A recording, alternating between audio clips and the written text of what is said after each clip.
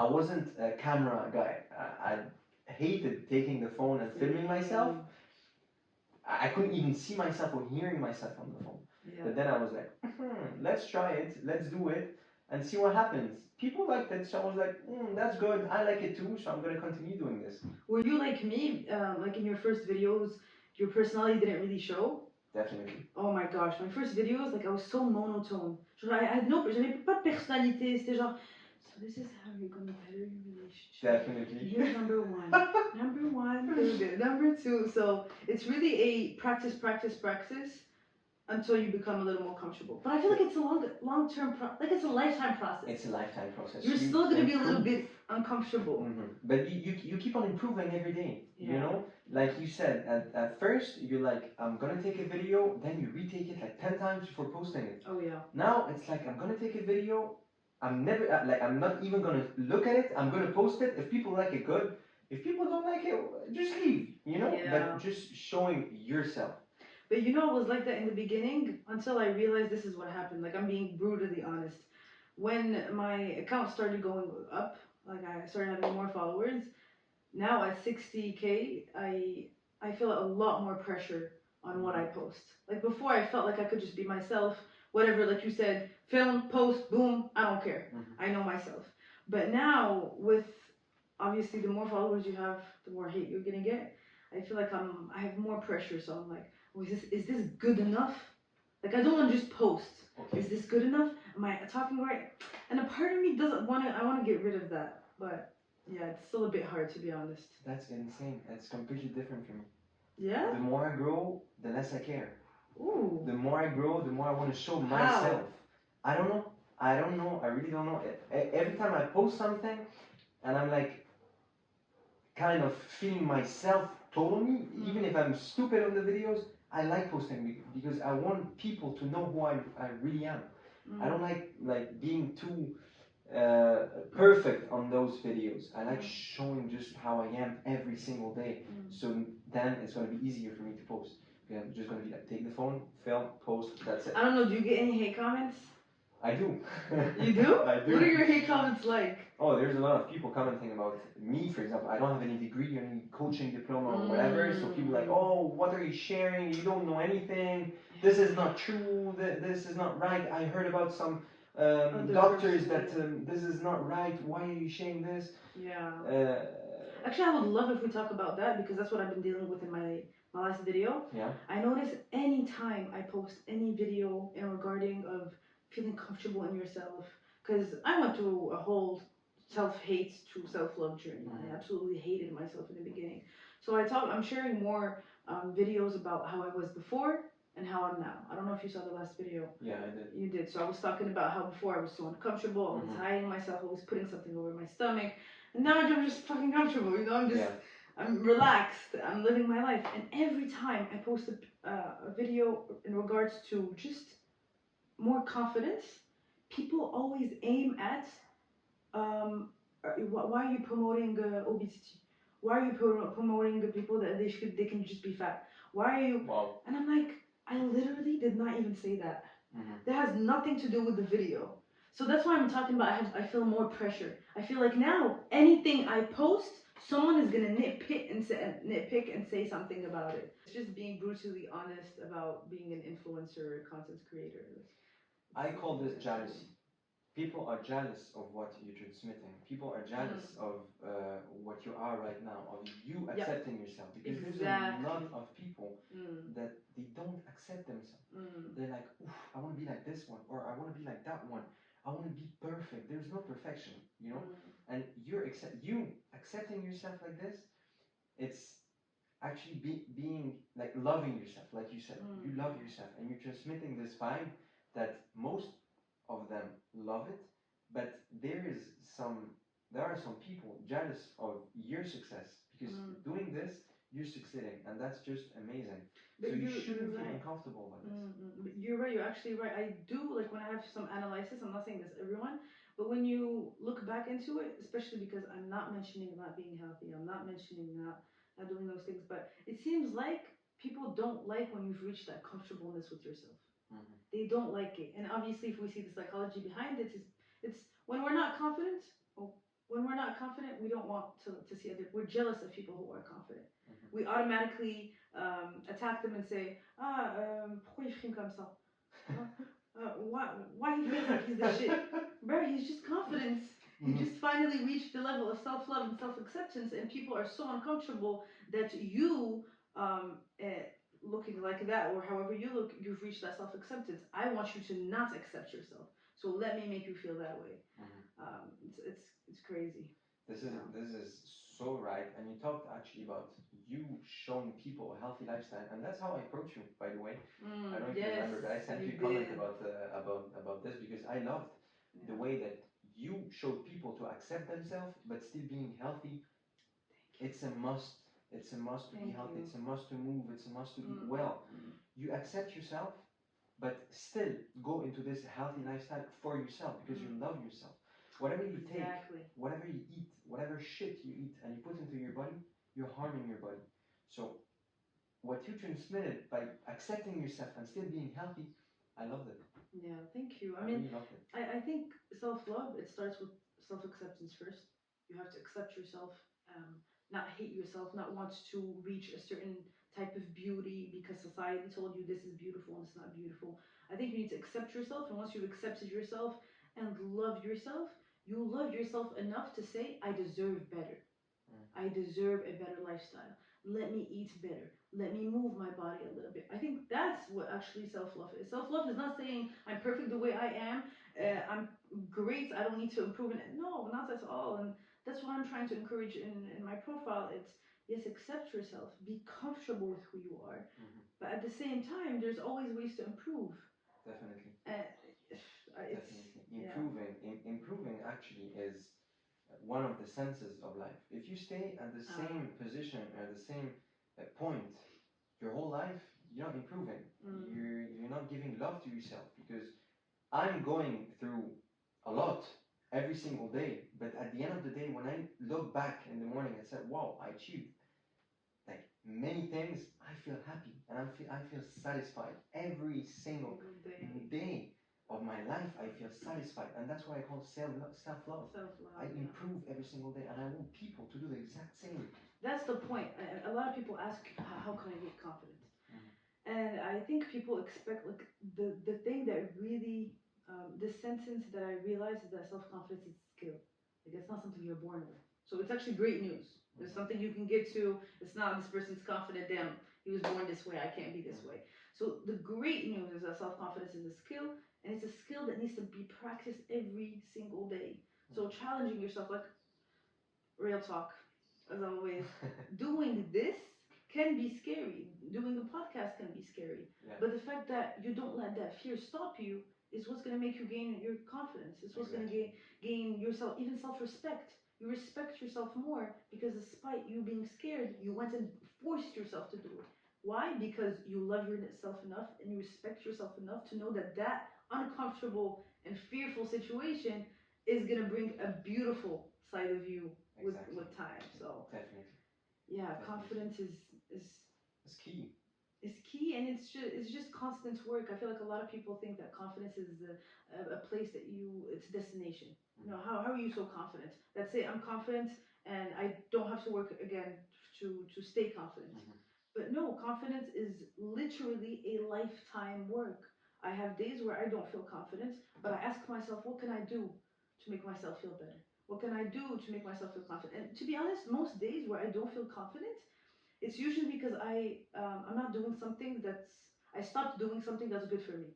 So, for example, I'm eating shitty food, or I haven't worked out in like more than 5 days, or I haven't made a video. I haven't read much. Like, that's when my confidence goes low, because I realize I'm not setting that standard for myself anymore. I'm not doing what I know I'm supposed to do. Because when you try to reach self-confidence, I think there's two questions you need to ask yourself.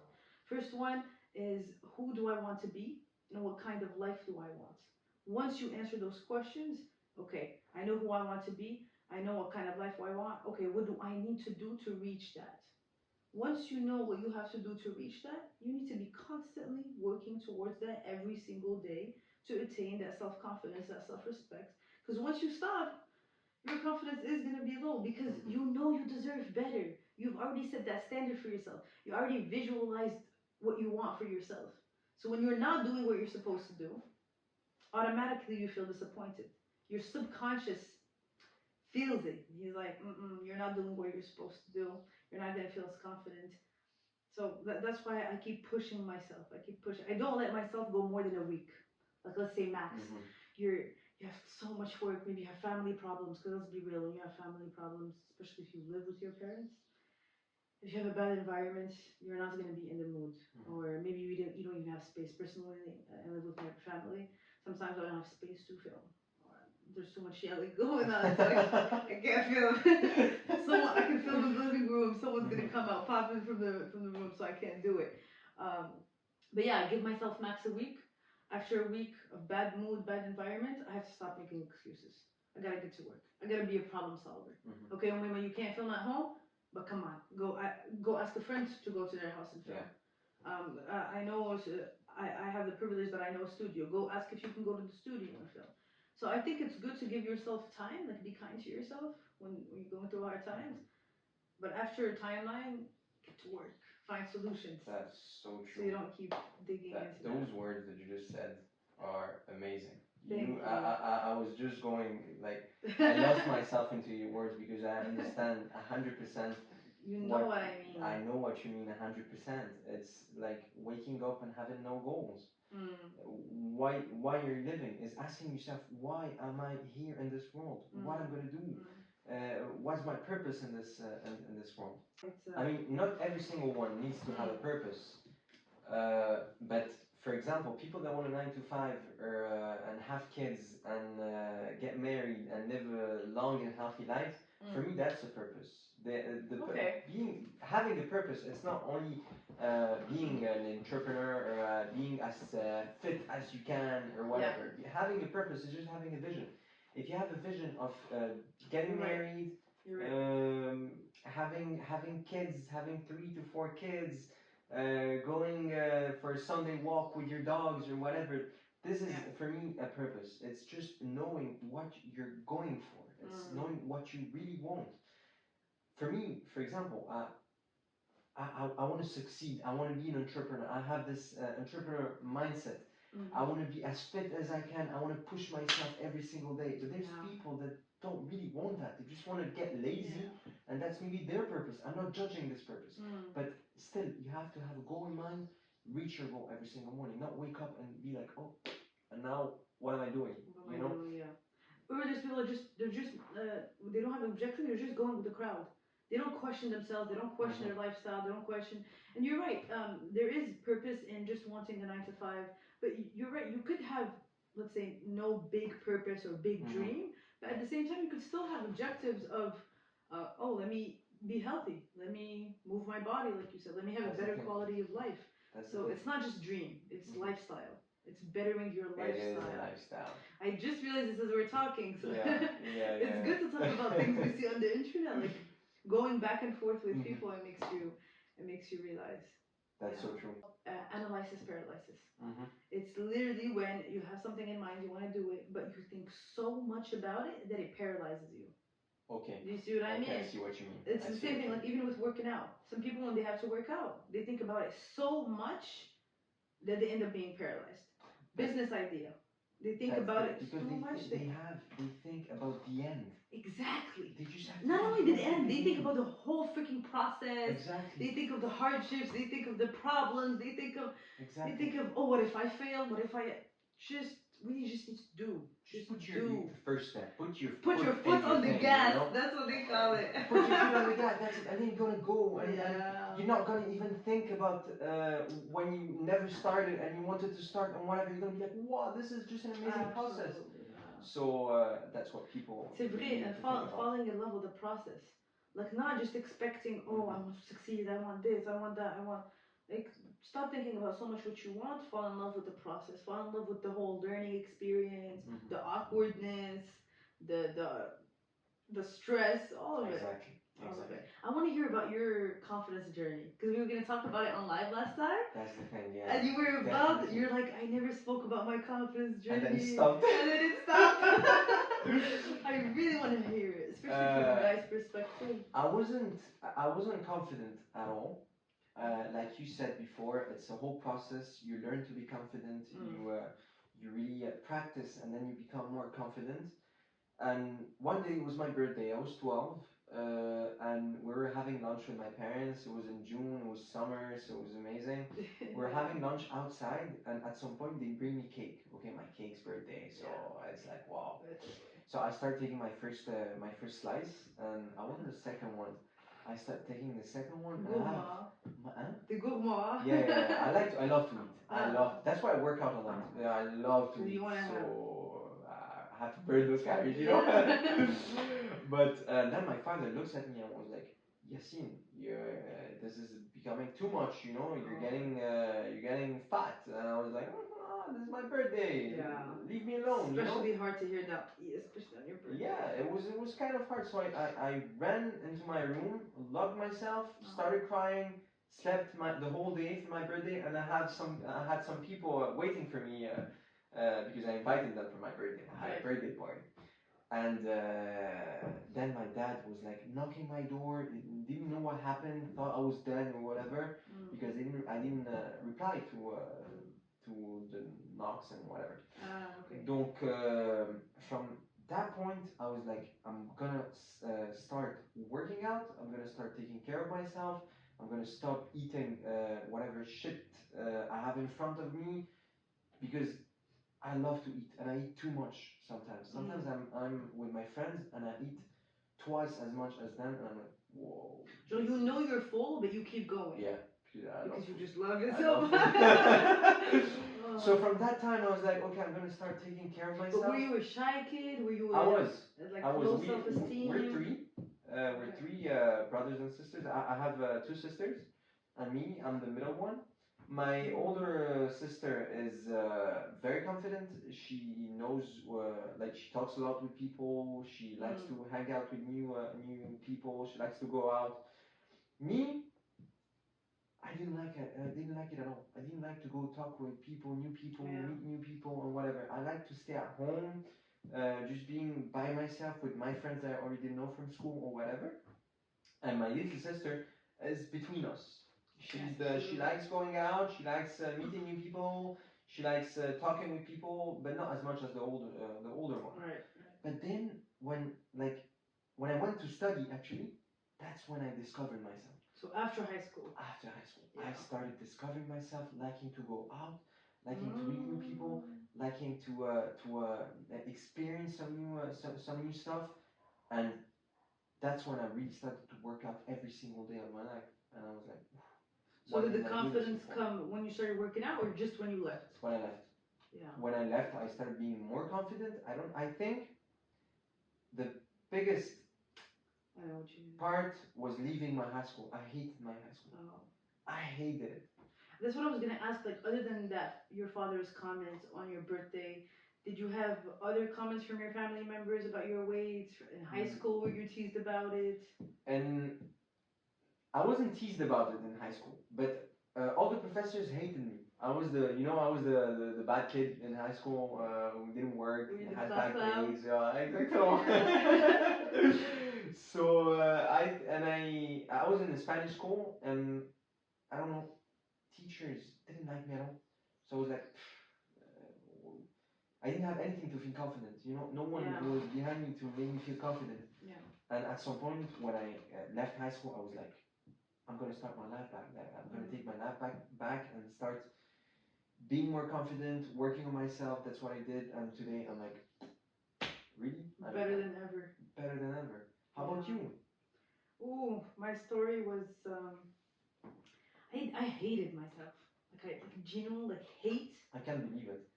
Oh my gosh, hate, when I tell you hate, locked myself and cried in the floor as I was hating myself. This is sad, honestly.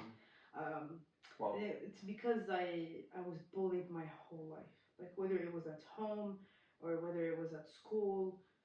All really? I was ever picked on was my weight. Yeah. Okay. Because I was a big kid, you know. Uh-huh.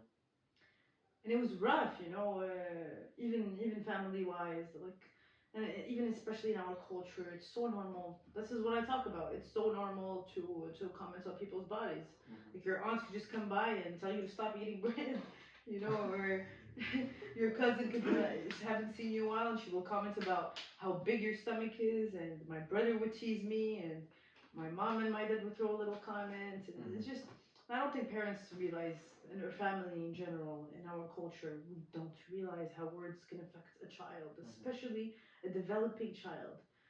It's different than an adult, for example, still affecting them both, but a child. And so I really, really hated myself. I developed an eating disorder. I had body dysmorphia in high school. I wasn't Wow. even that fat. And I thought I was huge. You know body dysmorphia? Yeah. I thought I was huge. I thought I was the most obese child ever. Luckily, it wasn't the case. I had bulimia for 5 years, like, and so young, at 12, my bulimia started. Wow. Yeah, Okay. 12 or 13, my bulimia started, I'd say 13, and it ended only when I went abroad for studies. So for like 5 years, I was bulimic. Okay. I was like my maximum, I was probably throwing up like 5 times a day. A day. Wow. Yeah, That's crazy. It was terrible. It was That's terrible. crazy. I had no nutrients. I had no color in my face. My hair was falling out. It was terrible. You know, I was really treating my body in a horrible way. And then, and it's really an addiction. It's really an addiction because it got so bad at one point, and I wanted to stop. I was so sick of it. I was so sick with being obsessed with when am I gonna eat, when am I gonna be able to hide. I would be in high school. I would eat in the cafeteria and then leave in the school bathroom and throw up. Wow. Yeah, it was terrible. You know, as soon as you wake up, you think about what you're gonna eat, when you're gonna throw up. What are you gonna binge eat? Because bulimia is binging. Like you eat a shit ton. I stop cussing. You eat a lot, and then you go throw up. So I was eating huge amounts of food for freaking 3 people. I would eat salty. I would get those biscuits. I would eat leftovers just so I can get, the food up in here. So you can throw. So I could throw up. And Wow. for me, like when I first started, it was like a discovery. When I was, 13, I didn't know what bulimia was. I didn't know anything. But for me, it was like a discovery. I was like, oh my gosh, I can eat anything I want and just throw it up. Sounds like a deal. Like I won't gain weight. Yeah, I was like, sounds like a deal. That's I'm gonna crazy. just do this. And then until later on, I realized, my parents realized, and they took me everywhere. They took me to a nutritionist. They took me to a psychiatrist. They took me to, I did hypnosis. I did everything to get rid of bulimia. Nothing worked. And it was addictive. It was so addictive because at one point, like after years of doing it, you know that the risks are horrible. You can have tongue cancer, you can have esophagus cancer, your stomach, the worst thing is that your stomach could tear. At any point, after throwing up so much, your stomach is an elastic. If it's doing this multiple times a day for years, that's the worst. It could tear, and if it tears, you're gone. Mm-hmm. And for a child to know that at any point when they're throwing up the multiple times a day, they could die right there, right then, and they would still do it. Pour moi, c'était fou. Like I would literally be in the bathroom and be like, oh my God, you're gonna do this, but you might die right now. And I couldn't control myself. And you couldn't control, and you still threw up. And I still fucking do it. That's how much of an addiction eating disorders are, and I really think eating disorders need to be taken seriously. And I'm so glad we're gonna do subtitles in Arabic, because I feel like in Morocco we need to talk about this more. Right. Eating disorders are an addiction. They ruin your freaking life. They're horrible. And I only was able to get rid of it. And I think all of the things that I did could work for other people. Some people say psychiatrists help them. Some people say nutritionists help them. Hypnosis could help some people. But for me, really nothing worked until I moved, because I was in control of my groceries. I was in control of my day. I was in control of where I went. How did it work? When you first left home? It was still tough. Like I'm not gonna say like directly I stopped throwing up, but it started slowly. Like when I went to do grocery shopping, I didn't allow myself to get any biscuits. Okay. No, I'm not getting any junk food that I can binge on. I'm only getting healthy food. So if I'm gonna binge, I might as well binge on something healthy, on what I cook. So I'm making it this, I might as well binge on it this. You know, better do that than everything else. So slowly, I started being in control of what I ate more, and I started wanting to be healthy more. You know, I wanted, I'm like, oh, okay, let me make sure I eat my veggies. Let me make sure I have a good breakfast. I'm gonna get toast and make my omelets with some veggies inside. And slowly it started helping me. I would still throw up, like one example, when I went to party with friends and we would eat fast food before. But honestly, it's a fight because many times I didn't let myself throw up. Like I would go and eat out with friends, and then I would want so badly to throw up because I'm not used to feeling that full without throwing up. Like I can't be full. Wow. Do you see what I mean? I see what you mean. I can't feel you because I've never had this, and I'm pretty sure this is horrible to feel. And if you never felt it, you will never be able to feel it. Especially that's crazy. The addiction of it is what's crazy, and so there would be moments where I would have to fight it. Like I would want to throw up because I was so not used to feeling full and not like for me feeling full was a trigger. C'est ce qui déclenchait. Oh, you need to throw up. This is too bad. Wow. Because for me, like as soon as I eat, like I was so. This is the obsession of food, of body, of not wanting to. This fat phobic society of if you have fats, you're horrible, and I felt so unworthy of love because everybody, all they would comment about is my body. All they would comment about was my body. So I felt like the only way I could be worthy is if I lose weight, if I was skinny. And it's very, very, very sad to think about. Like I have images in my head of me looking in my mirror and grabbing my stomach and like pretending it was not there, seeing what I would look like if I had a flat stomach. Wow. Those are really hurtful things that I wouldn't wish on anyone. And those are consequences of horrible comments made from people for years and years and years. And I want to talk to you about this because you said it was very interesting. You said your dad made that comment and it made you want to change your life.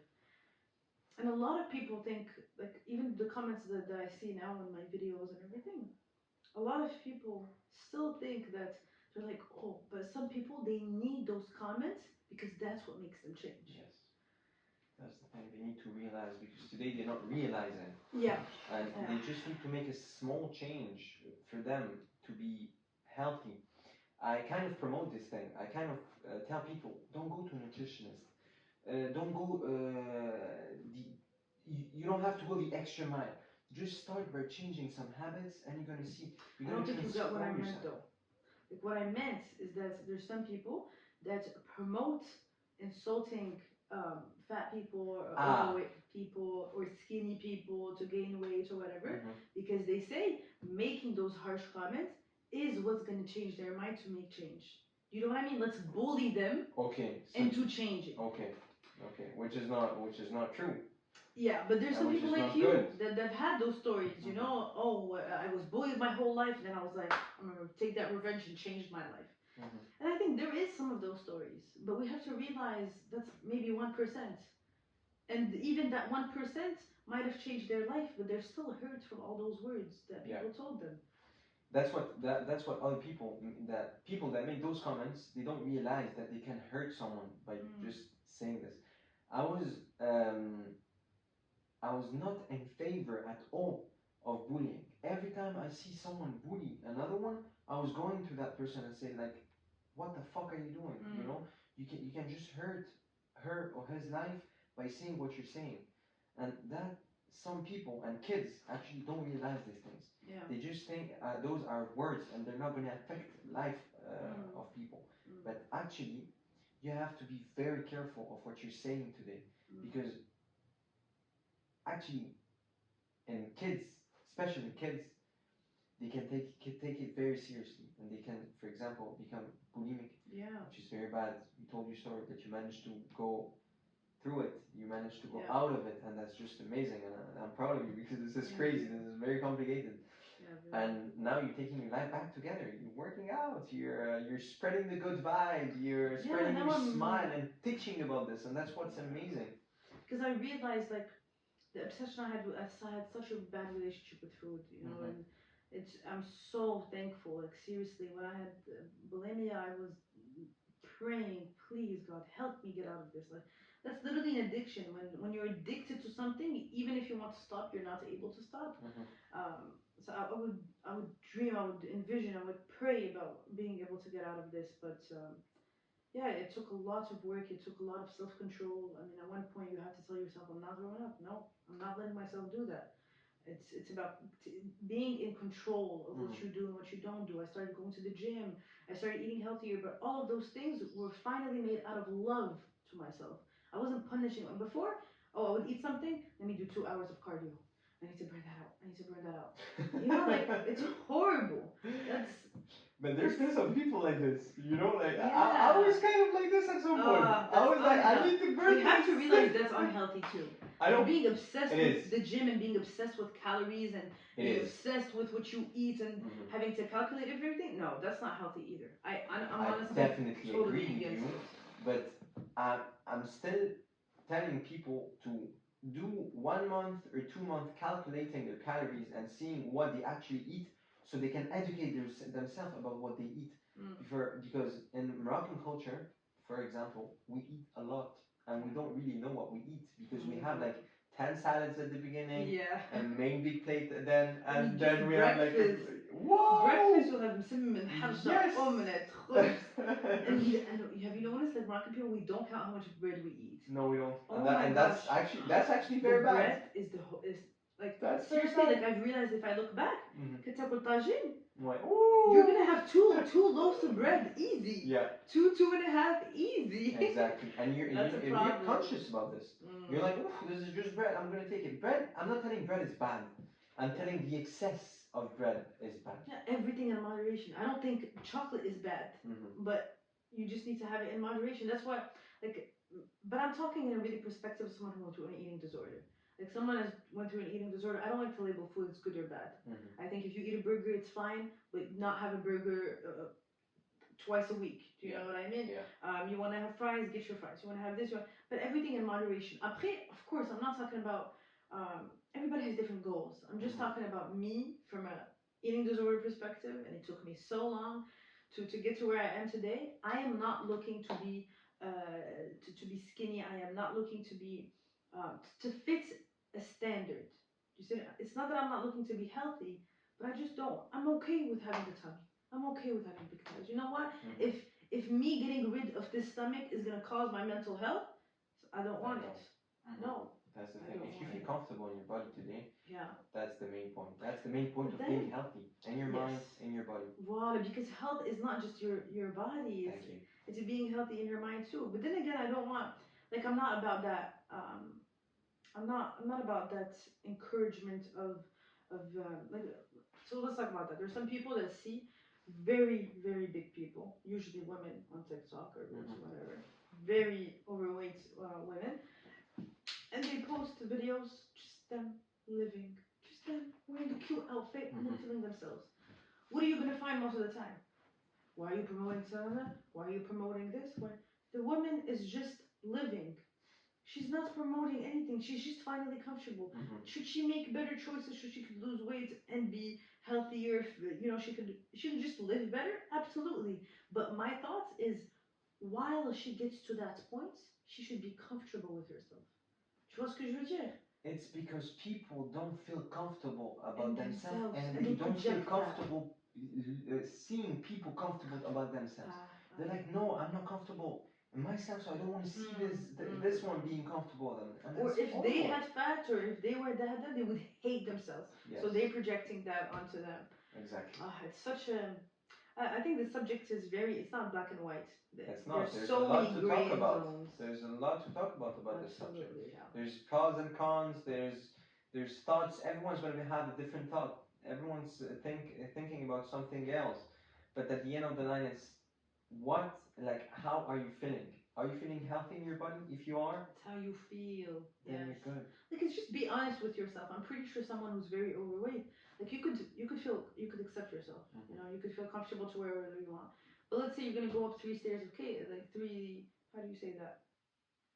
You're gonna go up the stairs. And at one point you're gonna feel so exhausted after doing just maybe 15 steps. That's when you realize you don't actually feel good. Like, it's just being honest with yourself. You know that that's not healthy. You know that at that age with no complications that you should be able to go up the stairs easily. Definitely. So it's just a matter of being honest with yourself and doing these things out of love, like doing sports because you love your body, like being, I'm gonna celebrate what my body can do today. I love the way I feel strong when I do sports. I'm gonna eat in the morning instead of eating cereal. I'm gonna have a filled veggie omelet because that's good for me. I think these are really acts of self-love towards yourself. It is. Genre même quand tu décides de lire un livre parce que tu sais que c'est bien pour toi, that's an act of self-love. Definitely, definitely, that's so true. And I saw actually you were commenting about a book recently, like 2 days ago, that you didn't like a book, but you still showed like you read this book because maybe it's gonna get better. Yeah. Oh my gosh. And did it? No. No. And another act of self-love is doing what you say you're gonna do. That's confidence right there. It's when you tell yourself tomorrow I need to do this, you go and you do it because you respect yourself enough to do it. Exactly. It's stop postponing. Just do it. And that's an act of, you don't love yourself enough if you don't do the things that you do. And we're not extremists here. There's always going to be days where you don't do what you get. Obviously. I hope people get that. Because I feel like, I swear, people just take everything so seriously. Oh, you said that? Oh, you must be on your discipline 110%. Yeah, there's no. We're still human. Yeah. But we're saying, Zema, most of the time, you should do those things because you're showing love to yourself, you're showing respect to yourself, and that's another part is boundaries. Like when you put boundaries with people instead of people that walk all over you, or when you don't know how to say no. I'm still learning to say no. Seriously, I feel so much pressure sometimes from from friends. Like I'm really struggling with this right now. You didn't give what they wanted. Yeah. You gave yourself what you wanted and not what they wanted, so they felt rejected. You know. Yeah. And actually, they don't have to take it like this. They have to take it. They take it personal, and they don't have to. Exactly. So this was our first podcast together, and we're hoping to do so much more. We're really getting out of our comfort zone, and we're hoping to do more. So let us know in the comments, what did you like about this podcast? What would you like us to talk about more? You can put your tag there. Here, or here, I don't know. Mine will be here. I should have put it there. But guys, it was just amazing. It was amazing having you, Maima, and this is the first one of many. I'm pretty sure we're gonna have many more subjects to talk about, so much fun. And we're gonna share them with you guys. I feel like we're both talkers. Like, if we don't set a timer, we'll just keep talking. That's the thing. But guys, stay tuned for more. It's coming. And we'll see you guys next time. Bye.